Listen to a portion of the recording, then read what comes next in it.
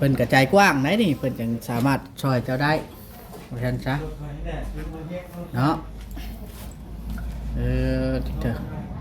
เถื่อแล้วไปแล้วในตัวนี้มีแต่ว่ามือนี้เนาะทางเบาเวียงไซเรามีแนวมาแจ้งข่าวดีนี่ไปได้รู้สึกจะได้ยินแบบเอาแล้วมีข่าวดีเข้ามาอีกเลยดีใจบ่ดีใจแล้วเนาะนี่มือนี้นี่ความตั้งใจของเรานะว่าจะไปฉีดยาแต่ว่าเนาะทางนั้นมีเวียกมีหยังแล้วก็ทางนั้นก็มันสายแล้วเขาไปบ่ทันเพิ่นอาจสิไปก่อนแล้วมันอาจสิบ่เต็มที่กับงานแหละเกรงใจเพิ่นได้คันเขาไปก็เลยไว้มือหน้ามือในเนาะแต่ก่อนนะมันสวยยังไปกับเดินบ่ทันงู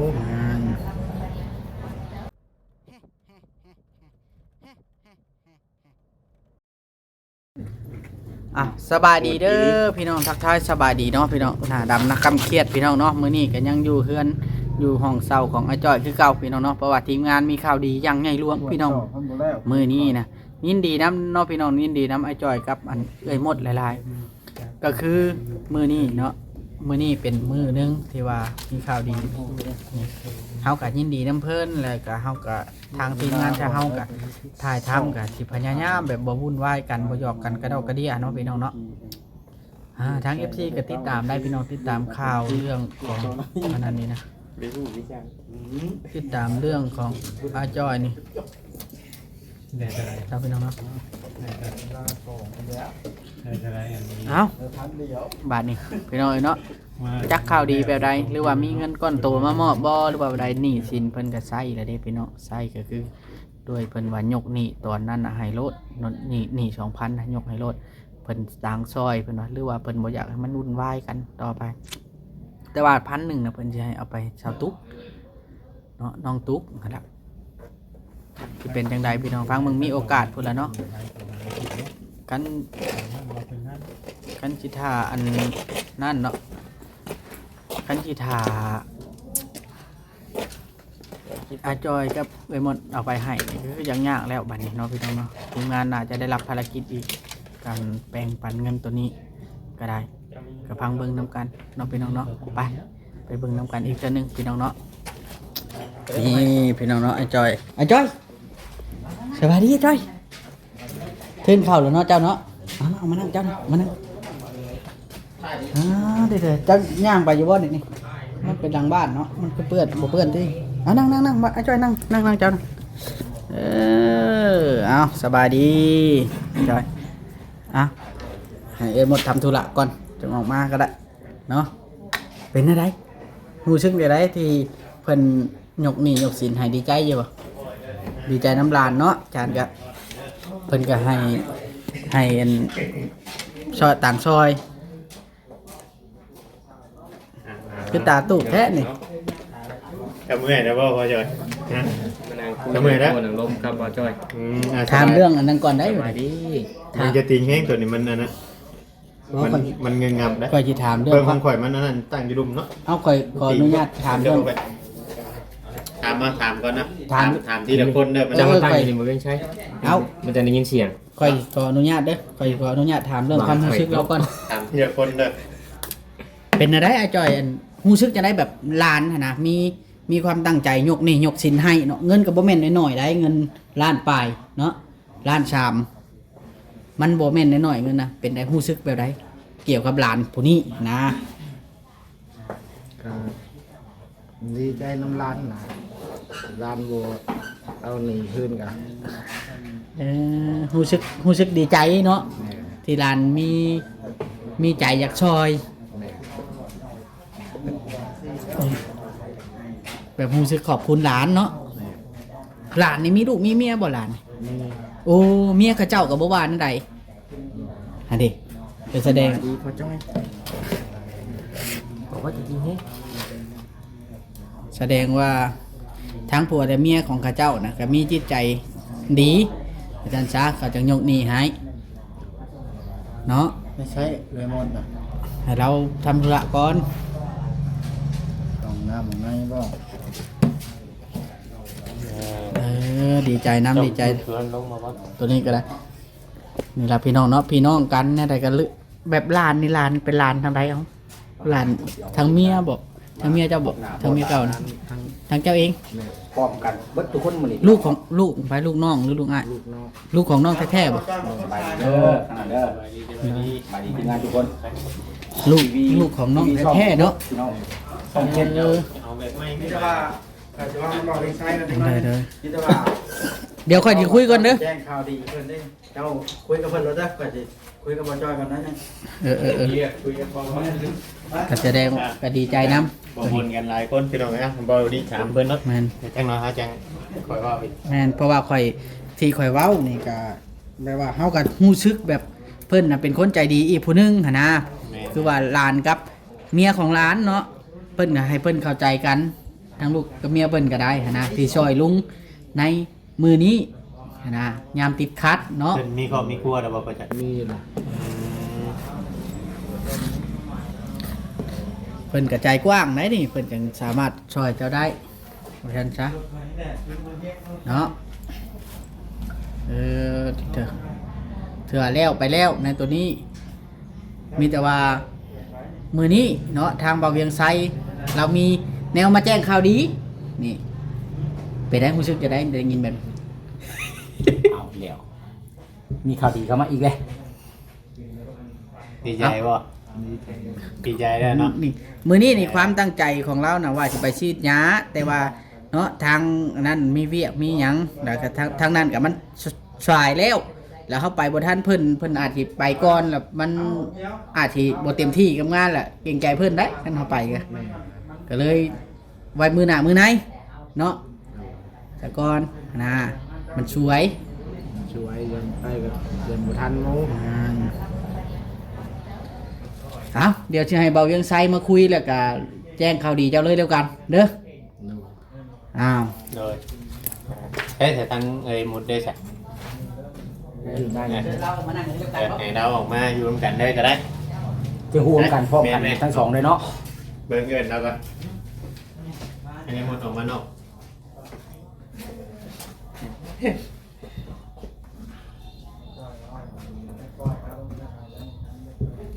ให้มุนนั่งอยู่ที่ข่อยไปกลางนั่นแบบนี้เด้อโดย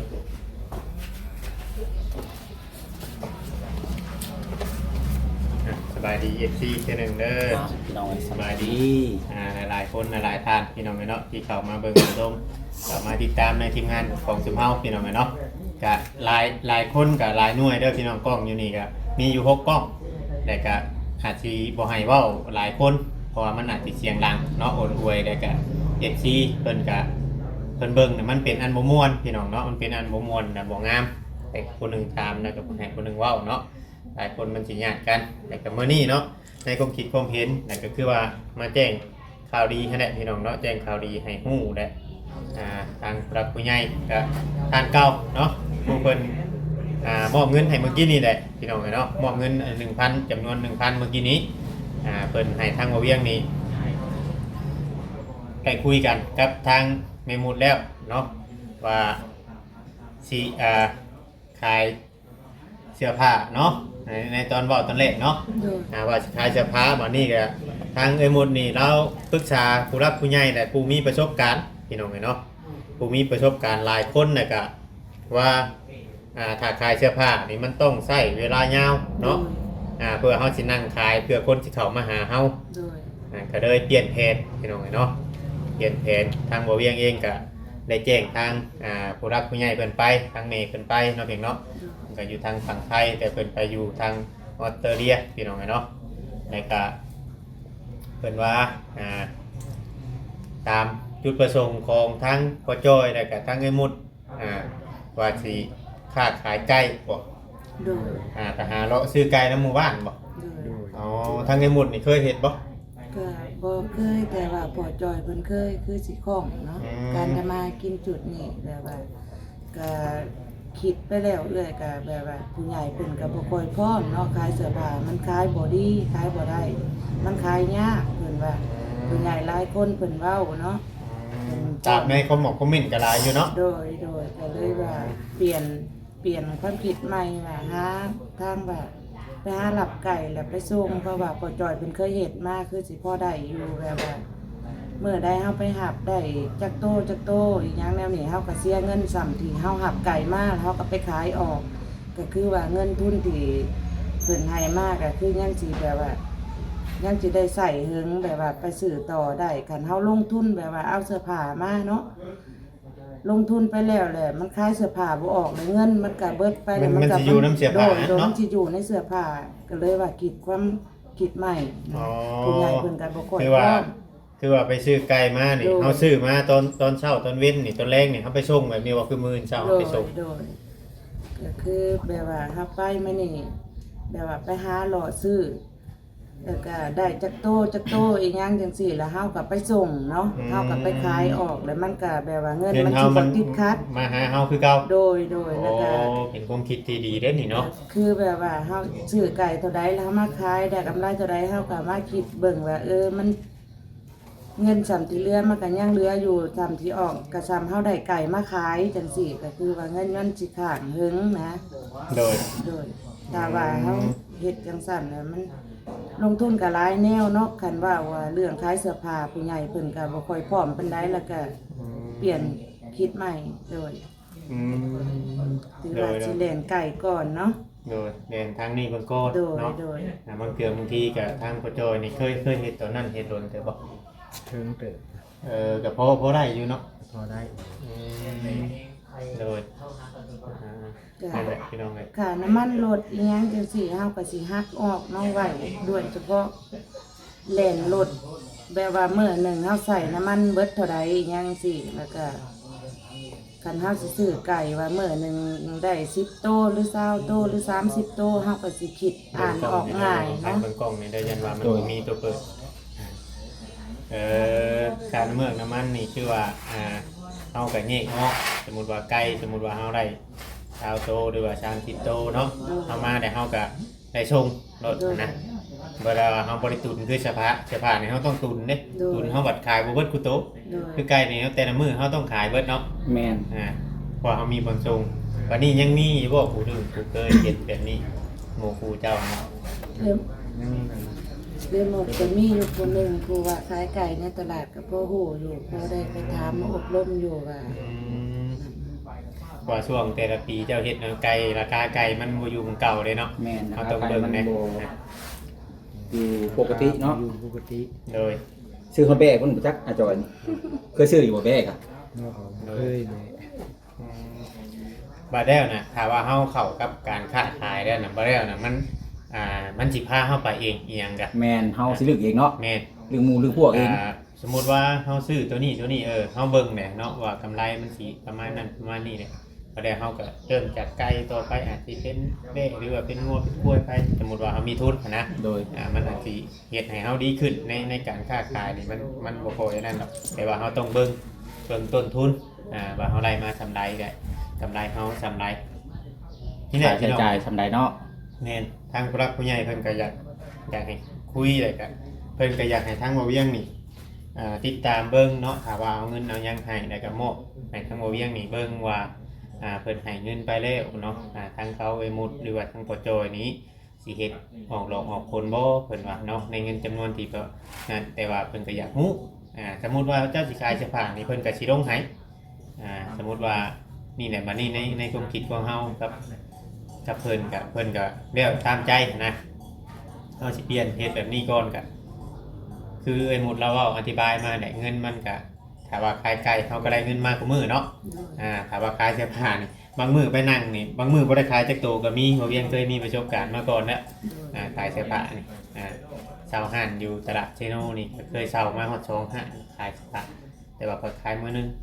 ก็ขายมา2ปีก็ติ๊กแต่เจ๊งกับโบถึงขั้นว่าลุกทึนเพราะว่าข่อยเอาเครื่องเข้ามาแบบข่อยบริจ่ายเงินหั้นนะเอาเครื่องส่งก็เลยว่าข่อยบ่อยากแนะนำบันไดข่อยเฮ็ดคลิปออกมาแล้วขายเสื้อผ้าแต่ก่อนแต่ว่าตัวนี้ก็เฮาไปตามทางผู้รักผู้ใหญ่แล้วก็ไปตามใจเฮา โดย ว่าเฮามักหยังแท้ๆนะในการค้าขายนี้เพราะว่าทางผู้ใหญ่อยู่ทางอเมริกาเนาะเพิ่นก็ว่าอยากให้ทางโปรโจยก็ไปหมดนี่ หาเงินอยู่แกงสวรรค์นครเท่านี้ก่อนอยู่เมืองอุทุมพรเท่านี้ก่อนน่ะถ้าว่าจะลงไปพุ่นน่ะมันไกลหูไกลตายูทูบเบอร์นะยันว่าสันเฮาสุกเชิญนะยันบ่มีผู้ถ่ายเบิ่งนั่นน่ะว่า ยั เพิ่ น น มีปัญหายันแบบว่าเฮาตกทุกข์ตกยากบ่ แม่นๆในก็เพิ่นก็ติดตามเบิ่งอยู่เด้ว่าทางพ่อจอยกับใบหมุดนี่สิใช้ชีวิตแบบไร โดย เนี่ยเพิ่นอยากให้เฮาถ่ายเบิ่งแต่ละมื้อว่าเพิ่นเด็กดึงขึ้นอันใดพี่น้องเนาะคือว่าเพิ่นฝากเงินมาตัวนี้เนาะอันเงิน1,000น่ะเพิ่นฝากแต่เมื่อวานนี่ตัวที่บ่เวียงมอบให้แต่ตัวนี้น่ะเพิ่นฝากเมื่อกี้นี่พี่น้องเนาะหลังจากที่บ่เวียงคุยกับทางไอ้หมุดแล้วเนาะว่าเพิ่นสิขายไก่เนี่ยวันนี้น่ะเพิ่นฝากมา3,000พี่น้องเนาะเพิ่นฝากเงินมาอยู่ 3,000แล้วก็เพิ่นให้ทางบ่เวียงนี่500เนาะเป็นห้องทางพ่อจอยกับไอ้หมุดนี่2,500พี่น้องเนาะวันนี้ทางร้านเพิ่นฮักเอาแต่มันก็สิบ่ครบเนาะ แม่น แต่ว่าเฮามาเป็นเงินกีบ 3,000 นี่มันสิได้อยู่2ล้านพี่น้องเนาะ2ล้านวันนี้แหละของเงินบ่เวียงแล้วก็ของพ่อจอยนี่สิได้อยู่ล้าน6เนาะเพราะว่าเฮาซื้อเอ็มร้อยอีกครับอัน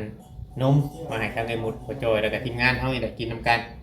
เดี๋ยวบ่เวียงสิมอบเงินให้เพิ่นพี่น้องเนาะทางเพิ่นสิตกอยู่ล้าน6พี่น้องเอ้ยเงินเด้อ อาจอย เป็นอะไรดีใจบ่ เงินก้อนโตอีกแล้ว ช่องเด้งได้มื้อนี้ ส เนาะ องเด้งมึง 1 2 3 4 5 6 7 8 9จันเจน1บ่จอยเอาไปซื้อเอ็มร้อยเนาะ แม่น ตื่มใส่มันฮอตชิปชิปนี่เป็นล้านหนึง อาจอยเองหมด พอจอยนับเบิ่ง ได้ ก่อน เงินก้อนโตอีกแล้ว นับเบิ่งก่อน นับเบิ่งยันบ่ครบ 2 นับแบบไหนเมียนับน้ำสิ แม่นแล้วว้าวให้เมียเก็บอีกได้ 4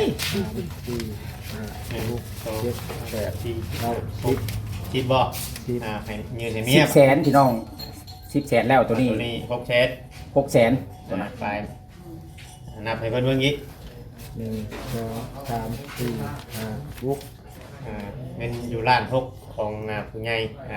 อยู่ทางออสเตรเลียเนี่ยพี่น้องเพิ่นก็เป็นคนไทยแล้วก็ 1 2 ให้ผมนับมา 4 5 6 7 8 9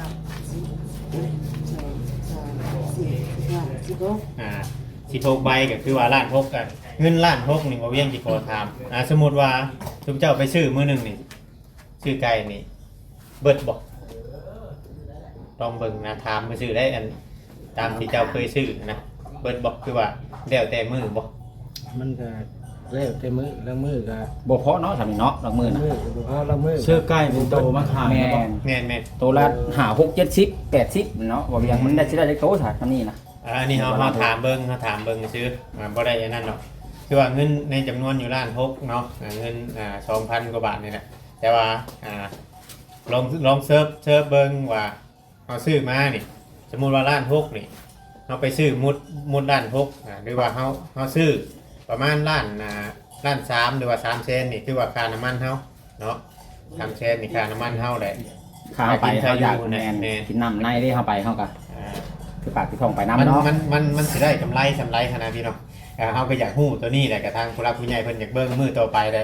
บางเทื่อบางทีเฮาอาจจะมาอัปเดตให้พ่อแม่พี่น้อง FC เบิ่งเนาะก็คือว่าเฮาได้ทำหน้าที่เฮาเป็นที่เรียบร้อยแล้วพี่น้องเนาะในจุดนี้แต่ก็มีให้ทางอันมุดแล้วก็ทางพ่อจ้อยนี่ขอบคุณทางแม่เพิ่นอีกเทื่อนึงเนาะขอบคุณแม่เพิ่นอีกเทื่อนึงเดี๋ยวเบิ่งกล้องเฮาหน่อยเด้อเบิ่งกล้องทางคุณนะให้จับขึ้นรถ เด้ เด้อ อทางแม่ซอยมาให้ลูกหลานค่าใกล้ค่ายังก็ขอให้ลงเรื่องไปขอให้แม่อยู่ดีมีแห้งแม่ส่งมาเท่าใดขอให้คืนหาแม่100 เท่าพันเท่าสาธุ สาธุเอาหมดอีกบัดนะหมดเจ้าต้องเบ้าได้เลยแล้วบัดยังสิให้เบ้าเรื่อยอยู่ ขอขอบคุณความมขอบใจที่แม่ส่งเงินมาให้ลูกลงทุนอยากขายก็ลูกก็ได้สมหวังที่ว่าแม่ส่งให้แล้วจะพยายามจะพากันเฮ็ดให้ดีที่สุดแบบว่าบ่มีหยังที่แบบว่าเกิดขึ้นแบบว่าบ่หักบ่ยืมขอคนอีกแล้วแบบว่าเงินในร้านที่แม่ให้มานี่ก็สิตั้งใจไปซื้อไก่และลงมาขายเบิ่งว่ามันสิได้มื้อหนึงจำใดสาธุ สาธุเนาะแต่ขอบคุณทางงานผู้รักผู้ใหญ่เนาะพี่น้องเนาะที่ว่า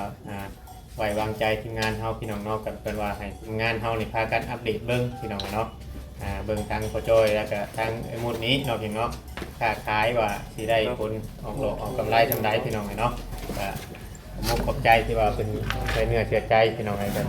ขอบคุณให้เพิ่นอยู่ดีไม่แห้งเนาะปราศจากโรคภัยไข้เจ็บทางใดทางปวงขอให้มีแต่ความสุขความเจริญในหน้าที่การงานเด้อเนาะปรารถนาที่ใดขอให้ทุกความมุ่งมั่นปรารถนา พี่น้องเอ้ยจังใดกับทางคลิปนี้เบาลิกก็ขอขอบคุณผู้รักผู้ใหญ่เด้อที่ให้ความอันนั้นเนาะจังใดก็อยู่ดีไม่แห้งพี่น้องเนาะสบายดี มา